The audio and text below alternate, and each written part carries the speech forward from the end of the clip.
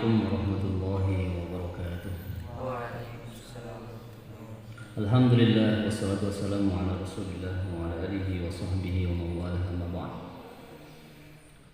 Subhanaka la ilma lana illa ma 'allamtana innaka antal alimul hakim. Ibu-ibu jamaah majelis Nurul Iman Telkom yang dirahmati Allah, kita sangat bersyukur bahwa hari ini di penanggalan minggu pertama atau pekan pertama di bulan Juni 2020 masih dalam situasi menuju kepada new normal. Jadi pandemi COVID-19 ini kita telah bergegas untuk melaksanakan ta'lim kita ya sebagai wujud bahwa kita ingin menjadi ahlul Quran, ingin menjadi ahlullah, ingin menjadi orang-orang yang dekat dengan Al-Quran, ya dekat dengan Allah Subhanahu Wa Taala. Mudah-mudahan ta'lim kita meskipun kita berjauhan tempat, ya dengan Quran ini didekatkan oleh Allah Subhanahu Wa Taala, direkatkan dan didekatkan oleh Allah Subhanahu Wa Taala. Salawat dan salam untuk Nabi kita Muhammad Sallallahu Alaihi Wasallam, Nabi yang telah menuntun kita dengan uswah hasanahnya, Nabi yang memberikan kepada kita asbab-asbab turunnya hidayah Allah kepada kita bersama, dan Nabi yang menjanjikan kepada kita bahwa Quran adalah pemberi syafaat kepada orang yang membacanya, mengakrabinya, yang mengkajinya, yang mendakwahkannya. Tentu sebagai pembuka, ya kita biasa sebagai orang Indonesia mengucapkan minal a'idin wal faizin taqabbalallahu minna wa minkum shalihal a'mal. Mudah-mudahan amaliyah kita selama bulan suci Ramadan diterima oleh Allah Subhanahu Wa Taala, dan tidak lupa secara pribadi ya kami menyampaikan permohonan maaf lahir batin kepada ibu-ibu sekalian jamaah majelis Nurul Iman Telkom untuk semua khilaf, kesalahan yang pernah saya lakukan. Begitupun sebaliknya, dan saya tidak yakin bahwa ibu-ibu punya kesalahan kepada saya. Andaikan ada, tentu kami sudah membuka dada selapang-lapangnya, seluas-luasnya untuk kita saling bertasamuh, saling menghalalkan satu dengan yang lainnya. Ibu-ibu yang majelis Nurul Iman yang dirahmati Allah, hari ini sesuai dengan permintaan dari pengurus kita bahwa kita akan melanjutkan kajian tentang kaidah di dalam membaca Al-Quran. Ada dua yang mau kita kaji pada kesempatan hari ini, yaitu yang pertama hukum membaca basmalah, hukum membaca Bismillahirrahmanirrahim ketika kita membaca Al-Quran ya. Karena kalau hukum ta'awud atau a'udzubillahi minasyaitonirrajim sudah jelas. Allah berfirman, wa idza qara'tal Qur'an fasta'idz billahi minasyaitonirrajim. Kalau kau baca Quran, maka awalilah dengan membaca a'udzubillahi minasyaitonirrajim. Tapi membaca bismillah ada beberapa hukum yang ditetapkan oleh para ulama ahli qiraah. Ya. Setidaknya ada 4 hukum di dalam membaca basmalah. Ya. Yang pertama, wajib. Hukum membaca bismillah yang wajib adalah ketika kita membaca awal daripada surah Al-Fatihah. Jadi kalau kita membaca surah Al-Fatihah, maka kita wajib mengawalinya dengan Bismillahirrahmanirrahim. Misalnya di beberapa mushaf Bismillahirrahmanirrahim pada surah Al-Fatihah sudah ditulis angka 1 sesudahnya. Itu menunjukkan bahwa Bismillahirrahmanirrahim ayatun minha, sebagaimana dalam hadisnya Imam At-Tirmidzi dikatakan oleh Rasulullah, Bismillahirrahmanirrahim itu satu ayat dari Al-Fatihah. Maka para ulama bersepakat bahwa membaca bismillah pada awal Al-Fatihah hukumnya wajib. Ya. Permasalahan apakah disir atau dijaharkan, ini adalah kajian fiqhiyah, bukan kajian tajwidnya. Nah, sekarang yang kedua, haram membaca bismillah, ya, yaitu pada awal surah Bara'ah atau surah Taubah, ya, di juz 10. Ya. Makanya di mushaf Al-Quran tidak ada tulisan bismillah di awal surah Bara'atun minallahi wa rasulihi ilal ladzina ahadtum minal musyrikin. Tidak. Kalau mushaf-mushaf yang lama dulu ada tulisan miring di sampingnya.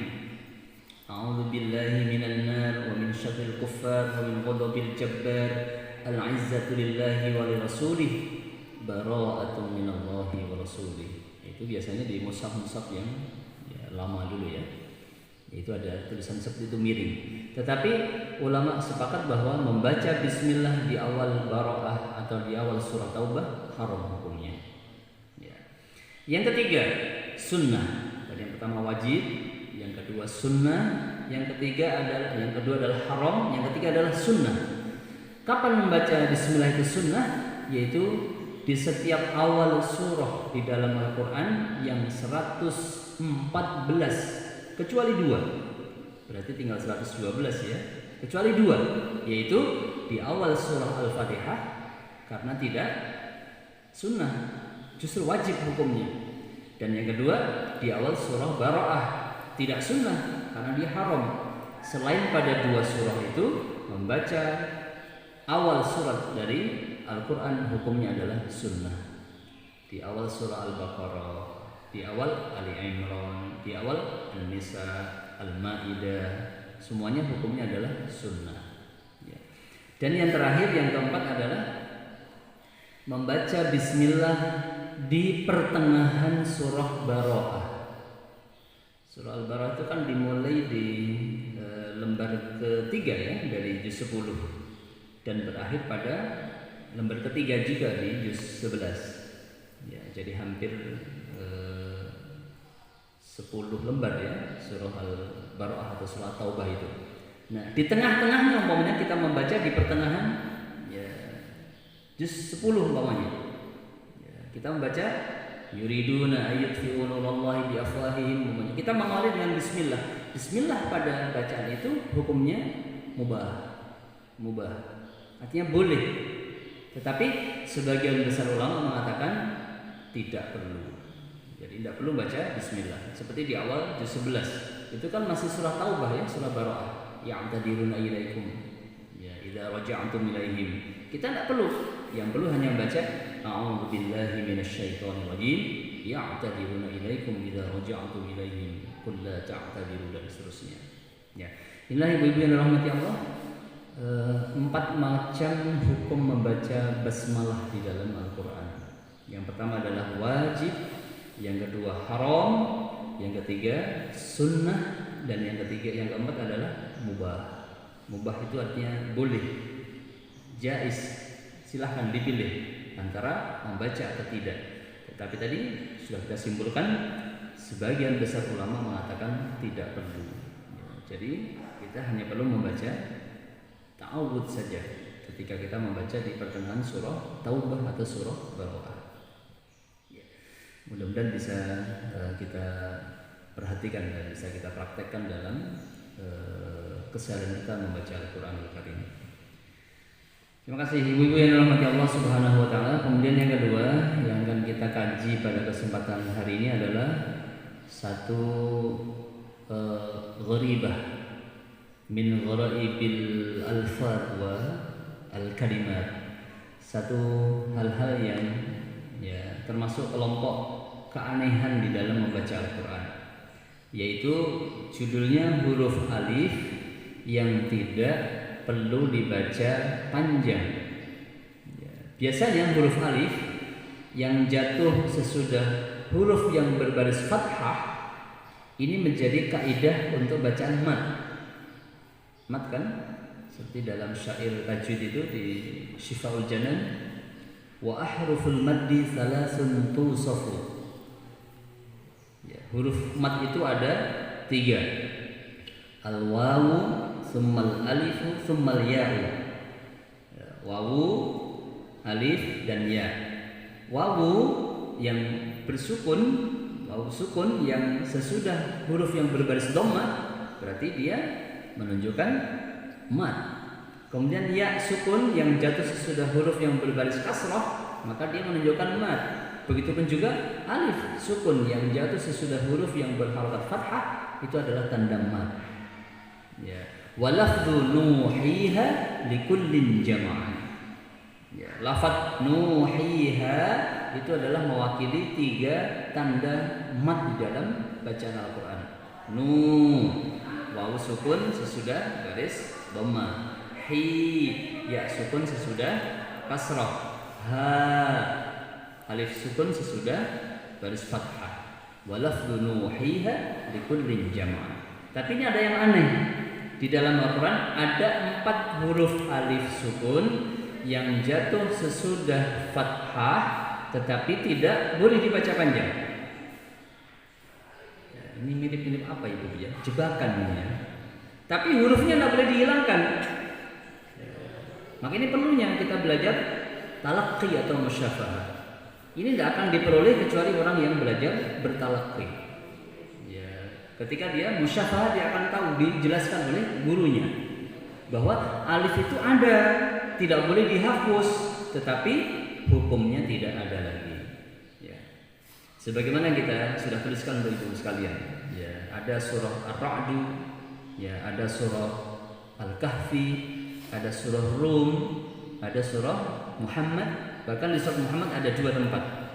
Ya, ini huruf alif sukun yang jatuh sesudah huruf fathah, huruf yang berbaris fathah maksud saya, tetapi dia tidak boleh dibaca mat atau tidak boleh dibaca panjang.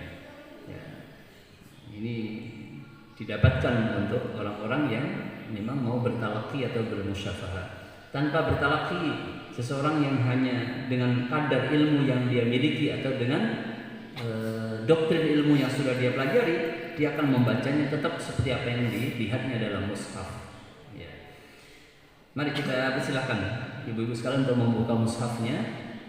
Ya, yang pertama surah Ar-Ra'd. Ya, surah Ar-Ra'd ayat ke 30 ya, ke 30. Nanti ada di surah Al-Kahfi ayat ke 14. Kemudian ada di surah Ar-Rum ayat 39. Ya. Kemudian di surah Muhammad ada ayat ke-4 dan surah Muhammad lagi ayat 31. Ya. Dan di Al-Quran hanya ada itu, huruf alif sukun jatuh sesudah huruf yang berbaris fathah, tetapi dia tidak boleh dibaca mat atau tidak boleh dibaca panjang. Ini menyalahi hukum tajwid. Ya, hukum tajwidnya sudah kita katakan di awal tadi itu. Ya, wa haruful maddi salasun tusafu al alifu tsummal ya'u tsummal wawu. Ya, kemudian walafdhu nuhiha likullin jam'ah, ini menyalahi kaidah tadi. Ya. Lebih jelasnya ayo kita buka mushafnya ibu-ibu, kemudian kita dengarkan bacaan santri kita untuk membacakan surah Ar-Ra'd ayat 30. Ya, silakan disimak.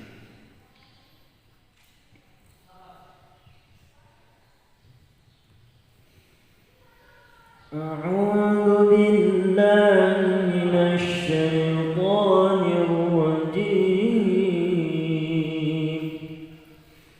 Bismillahirrahmanirrahim.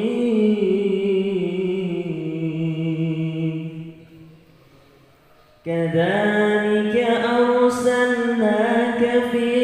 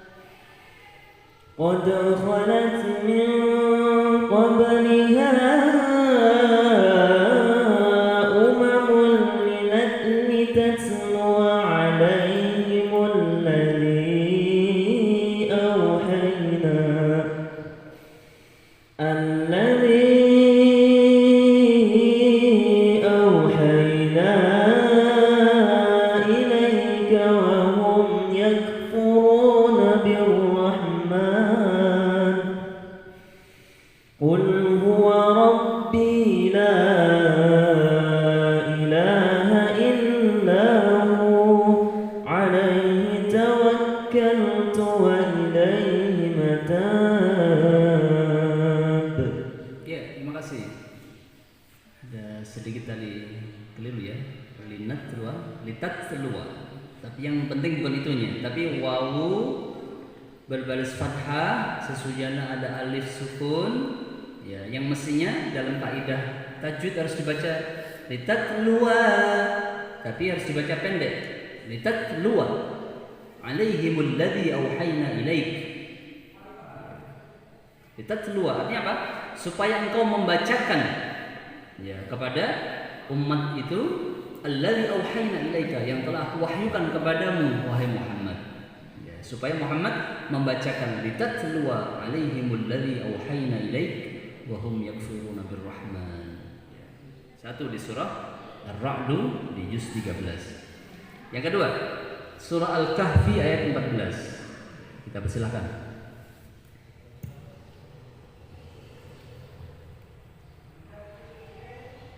وربطنا على قلوبهم إذ قاموا فقالوا ربنا رب السماوات والأرض لن ندعو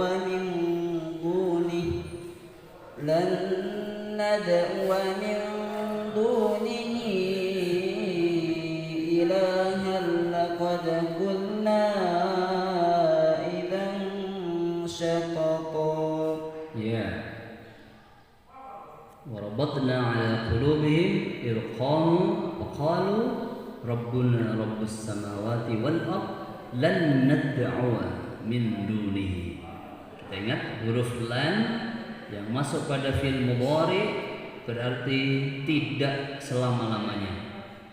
Ya, lan nad'u, kami tidak akan pernah meminta, kami tidak akan pernah mendoa selama-lamanya min dunihi, selain Allah, ilahan, kepada Tuhan manapun. Ya, ini ikrarnya Ashabul Kahfi ya. Ya, sehingga mereka berkata lan nad'u min dunihi ilahan laqad qulna idzan syatata. Ya. Lan nad'u ada alifnya sesudah wawu. Ya. Alifnya enggak boleh dihilangkan. Tetapi hukum mad pada bacaan itu tidak ada lagi. Ya. Jadi bacaannya tetap lan nad'u, tetapi alifnya tidak boleh dihapus atau tidak boleh ditinggalkan. Kita lanjut lagi kepada surah Ar-Rum di ayat ke 39. Ya, dipersilakan.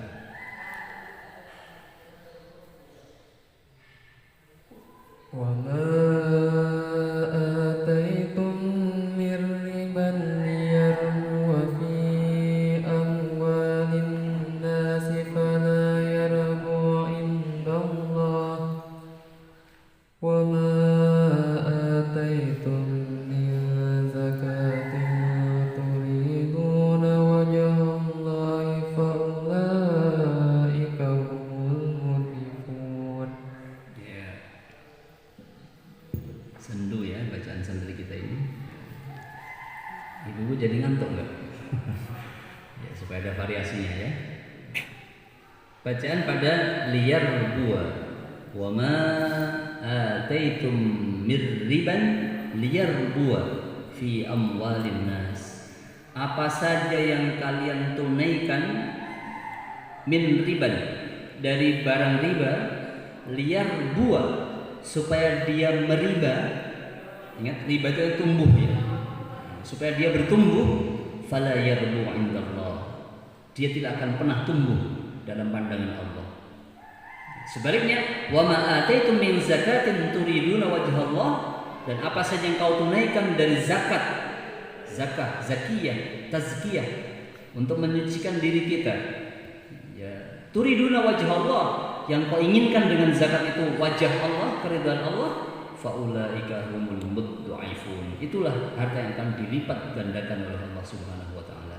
Jadi jangan pernah percaya dengan riba. Memang kayaknya dalam kasat mata kayaknya dia bertumbuh.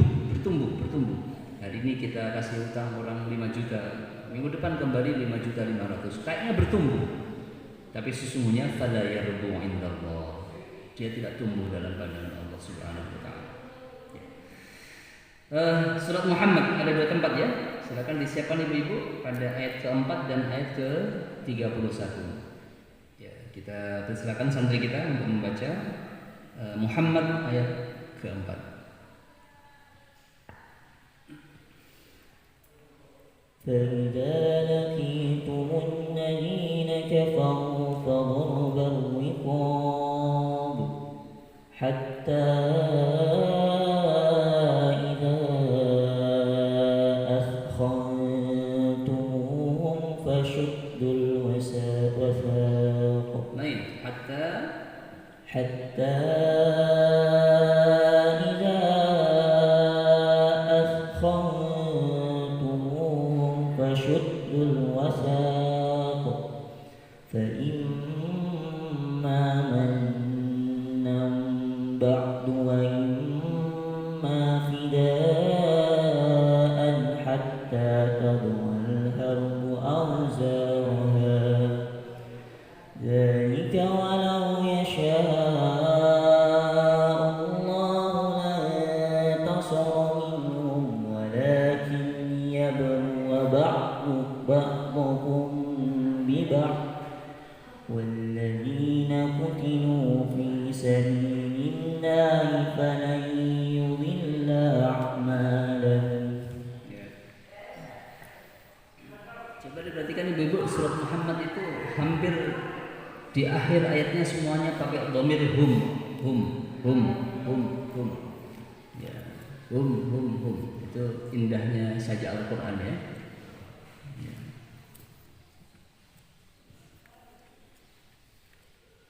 Pada ayat yang keempat tadi ada kalimat yang berbunyi walakin liyabluwa ba'dakum bi ba'd.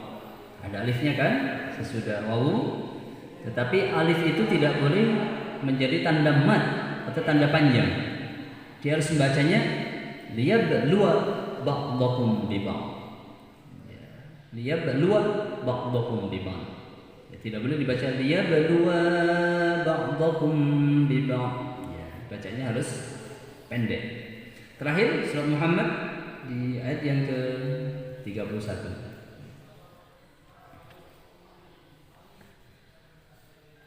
وَلَنَبْلُوَنَّكُمْ حَتَّى نَعْلَمَ الْمُجَاهِدِينَ مِنكُمْ وَالصَّابِرِينَ وَنَبْلُوَ أَخْبَارَكُمْ. Ya, pada ayat nabluwa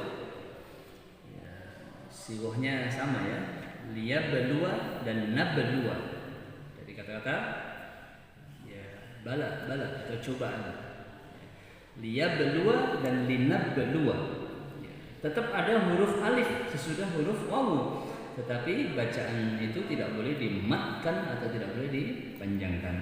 Nah ini ibu-ibu yang dirahmati Allah, gharaibul alfaz wal qiraah, dan anehnya di Al-Qur'an hanya ada 5 tempatnya. Selain 5 ayat ini tidak ada lagi. Artinya apa? Setiap huruf alif yang jatuh sesudah baris fathah wajib dibaca mad. Ya, bisa mad tabi'i, bisa mad jaiz, bisa dibaca mad wajib, tergantung ya, apa huruf yang mengikuti pada mad tadi itu. Saya kira ini ibu-ibu yang dirahmati Allah, kajian kita pada hari ini. Mudah-mudahan Allah memberkahi kita dengan bibarakatil Quran. Mudah-mudahan Allah memberikan kepada kita kedamaian, ketenangan ya dengan nuril Quran. Mudah-mudahan Allah Subhanahu wa taala memberikan kepada kita semuanya hidayah dalam kehidupan kita bi hidayatil Quran. Ya, kesimpulannya adalah yang pertama ada 4 macam hukum dalam membaca basmalah di dalam Al-Quran. Kemudian yang kedua ada 5 huruf alif sukun yang jatuh sesudah huruf yang berbaris fathah, tetapi tidak boleh dibaca mad atau tidak boleh dibaca panjang. Mudah-mudahan Allah memberikan kepada kita kebaikan dan rahmatnya. Subhanakallahumma wa bihamdika, asyhadu an la ilaha illa anta, astaghfiruka wa atubu ilaik. Assalamualaikum warahmatullahi wabarakatuh.